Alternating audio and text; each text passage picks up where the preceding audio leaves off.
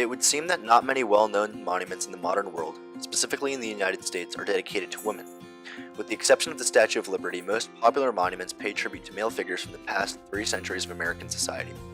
Recently, however, in 1996, a monument was erected in Riverside Park on the Upper West Side of Manhattan, New York.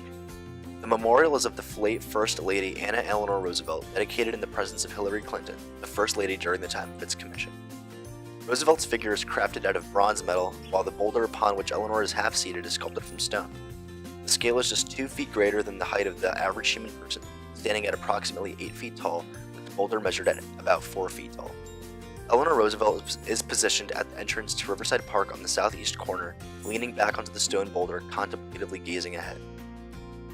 The Eleanor Roosevelt Memorial's incorporation of both bronze and stone material serves to manifest a contrast of mediums, and the posture and stance of the monument emanates a call to action that need not be spoken or visualized, as Roosevelt stands as a literal example to people, specifically New York City residents in Upper Manhattan, that as one grows in power and prominence in society, he or she should never dismiss his or her origins, but should be compelled to serve people with humility.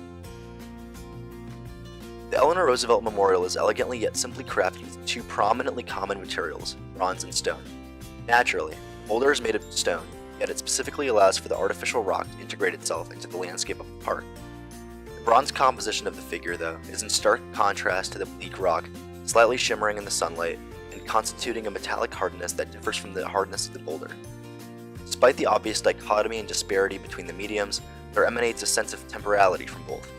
The stone boulder is immersed with the environment, while the figure's bronze design markingly stands alone amidst the natural surrounding materials. The relationship between the 2 forms exhibits a relationship between the boulder and the figure, serving to reflect how although the monument itself is temporal, its composition challenges the idea of temporality by integrating a man-made metallic figure with a realistic boulder as a strong foundation.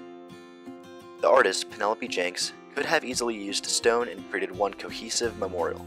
However, the use of metal here intentionally serves as a metaphor for how Roosevelt lived and how we, in turn, should live as well. Metal is malleable and moldable, much more so than stone.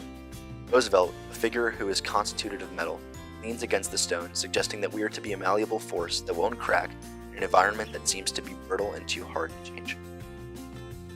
Eleanor Roosevelt was born and died in New York City, and although she was First Lady and a debutante, she never desired any popularity or elected position.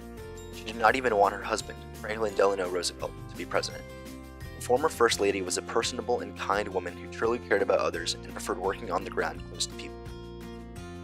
She had met an individual named Cecile Peterson who had overcome many obstacles as a child, including orphanhood and being a functional illiterate, and allowed him to identify unofficially as her nephew. She also fought for the removal of sweatshops on the Lower East Side. This is all to show the relationship between Roosevelt's life and her memorialization, which portrays her on the ground without a pedestal.